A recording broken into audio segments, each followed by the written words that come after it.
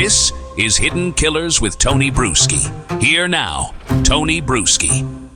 The fact that he didn't come back saying, that McClelland didn't come back saying, shit, I didn't realize that we had this. He came back saying, yeah, we have it. And it was my call. I said, you don't need to see that. Right. Where does this go now? I mean, where is the defense of Richard Allen going to take this? Has Gull made a response to that yet? Or where are we at with all of that and his response that's now been given? Gull has not made a response yet. She has not put an order out with respect to what she's going to do with it. At the very least, if Judge Gull has any interest in being viewed as a serious judge, which I know that she very much expects people to view her as, at the very least, she has to conduct a hearing on this. Yeah. Like another denial without hearing is just going to cause this already massive snowball to turn into a straight up avalanche where people are like, that's what I'm saying. No one is going away on this. The finger pointing is never going to stop on this case. No one is ever going to feel comfortable with this conviction. And the longer it goes, the less people that were once on the side of, yeah, they got the right guy. Thank God that they got the right guy, are not going to be feeling like that anyway. Because again, when you have a situation wherein it appears that the government is hiding the ball, not just on Richard Allen and everybody that is following this case, but on society at large, we have to hold our government accountable. And make no mistake, I say it over and over again, law enforcement is the government. Prosecutors in every office, in every county in this country are the government. Judges are government employees. They are elected or appointed. They are all government employees. We have to hold their feet to the fire. We have to have transparency. We have to have accountability. And, I mean, if she doesn't do it, Tony, and she's like denied without hearing, then all we can hope for at that point is that it's of record. It's going to be looked at by the appellate courts, and the appellate courts are hopefully going to be as outraged as the rest of the people that really follow this case closely are. Because I mean, and like undoing a conviction, I mean, dude, it's like moving a mountain, like by yourself without heavy equipment. It is a near impossible task. And if you don't have that person to point the finger at in terms of an appellate court, they are going to be of the mindset, like that is why Baldwin spent so much time, like over and over and over leading up to trial, filing Frank's motion after Frank's motion, and continually citing the same shit, because he knows that if Allen's convicted, that's all of record, and he is putting it in the record ad nauseum, so that who's going to see it? The appellate court. And the appellate court's going to be like, yeah, you know what? I don't know if these other culprits that they're talking about did it or not, but it certainly should have been brought up at trial, because I also think it's weird that one of the guys was posting on Facebook a mimic crime scene of exactly what it looked like at the actual crime scene. It's a little weird when someone's doing that. Weird. Like it's a little strange, so I mean, man, it's a mess. I mean, but the hope is that she grants a hearing. I like, you need to see McClelland in there answering to this. Yes. It's not even guilt or innocence. It's just, this needs to be fair. And this was not fair at all. It was not fair. It's still, we always end up at the bigger picture on this. And I don't know that I'm any closer in my mind to understanding what the hell is going on deeper here and why everybody seems to have this, and everybody, meaning Gull and the prosecution and McClelland and all that, why are they so hell-bent on not being wrong? Is this all ego? Is this all, we spent all this time on this, we spent all this energy, and we just have blinders on so much? Or are we, is there some higher power here that really, at the end of the day, we don't even know exactly who or what it is, that is somehow going to be exposed by going down one of these roads and digging down one of these roads of one of these other suspects or possible suspects or alleged suspects. Is that going to turn up some shit on somebody that really shouldn't have information coming out about, or they don't want that information to come out about? It's one or the other, and I don't know if it's all ego or if this is protecting something. It sure seems like it, doesn't it? It does, and it could go either like, way. how do you think anything else? And look, like I was knee deep into this thing in terms of my coverage. Yeah. So, I had people coming out of the woodwork, Mm-hmm.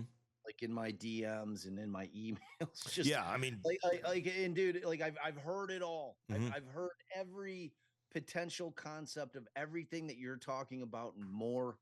There is a web in that tiny community wherein when you just start looking at kind of factually who was involved with things. I mean, like, do you just completely ignore the fact that Nick McClelland, who is now the prosecutor, that his brother was once arrested in the not too distant past for distributing methamphetamines? I mean, do we not like I remember it was a big deal when which president was it? It was Billy Carter pissed on the White House lawn.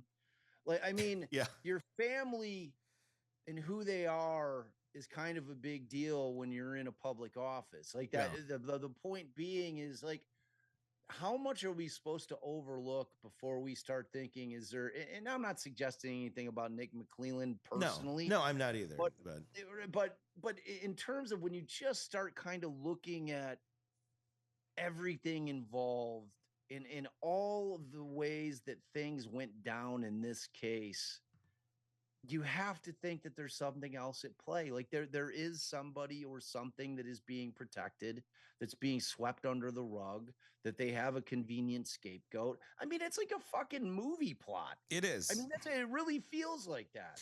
It- And you know what? And maybe it's not.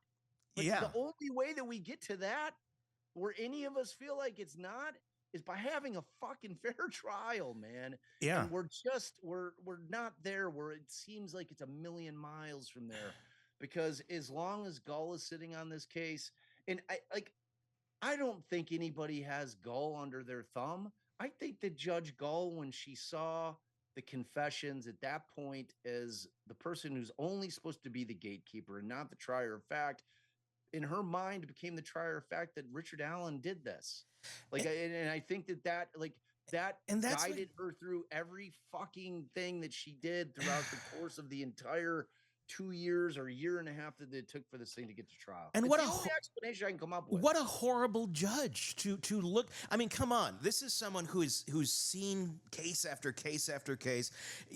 Should by de facto be somewhat experienced on evaluating how people's mental health plays into their actions just by experience. Don't have to be a psychologist to look at this and go, if you torture someone for a long period of time, they may say anything you want them to say. He could confess that he was O.J. Simpson and that he killed Nicole Brown.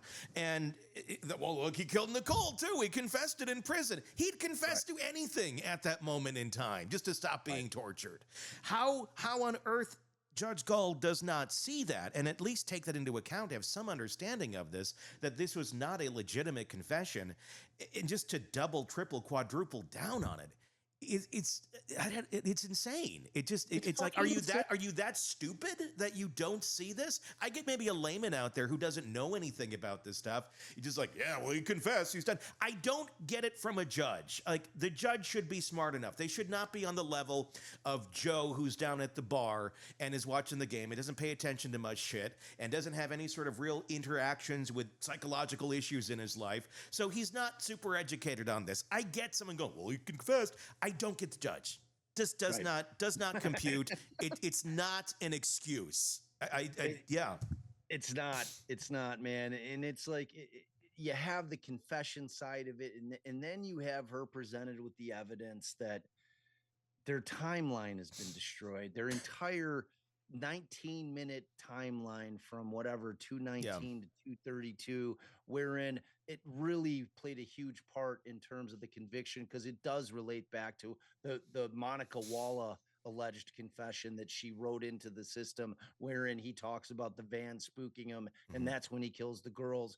And the state is absolutely beholden to that time frame, because that's how they got him convicted, by saying when the phone stopped moving, that's when the girls were dead. That's 232. And when the defense presents evidence that Brad Weber didn't drive that van back down that private drive until 252, I'm sorry, the state's entire case has just been flushed down the toilet, because everything that they said was false. And again, we have, just like in like, we have another Napui situation where McClelland had to have known that. He knew or should have known that Brad Weber was not telling the truth. They had that fucking evidence. They had that video with the van that you can see in the background driving down that private drive, and they had the timestamp for it. And they know it's not 2 a.m. in the morning. It would be fucking dark, bro. Like they're any kind of timestamp argument they're making is complete and total bullshit, dude. Like, in to your point, she knows that. She read it and she doesn't give a shit. Like, and it's unbelievable to me. I just like, it's just an honest jurist has to be sitting up there like, God, Jesus, I don't want to have to do this, but I have to do it. It's my job. It's your job. It is what it is. It's not a. It's either this is such self-preservation of so many egos here, which could be exactly just what this is. And if it ever does get completely flushed out, that's what we're going to see. Some very petty, shitty human beings who are just so ingrained in whatever they've said and they can't be wrong. That could be the case. Or we're going to find out that somebody's covering for somebody, and maybe at the end of the day, most of these people don't even know who they're covering for, but it's just, here's the direction we have to go. What that overpower is, or this overlord that's pushing them in that direction, I don't know, but it's so creepy. Let me ask you one more thing on this before we wrap up this discussion.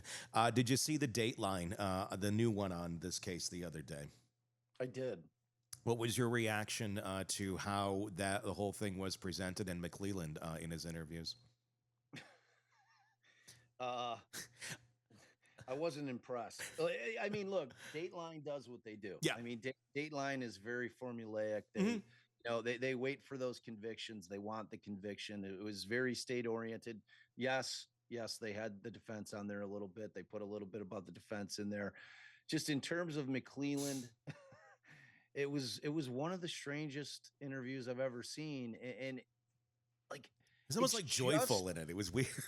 It was so weird, and it was like, but the things that he says just don't echo back confidence in the person that he convicted. No, like, there's just so much kind of like, hey, you know what? Like, I know there were, like, it wasn't a perfect case. It's a tough case, and like, but like, but we got the conviction, like, there's just like, this isn't a prosecutor that is selling you on the concept that they absolutely have the right person and they'll die on that hill. And it's like, it was the same thing before the Dateline came out, where like all the cops are going out and doing their victory tour, but it's really a PR tour to try to tamp down what we're doing. They're trying to get out there and say, hey, all the Tony Brueskis and Bob Mottas of the world that are calling bullshit on this trial, well, don't listen to those guys, because we're cops and we never lie, and we got the right guy, and they're full of shit. And they use social media to make people think things that they shouldn't think. Well, fucking bullshit. People have their own minds. We're just putting information out there, and people come to their own decisions. We're not making shit up. They think.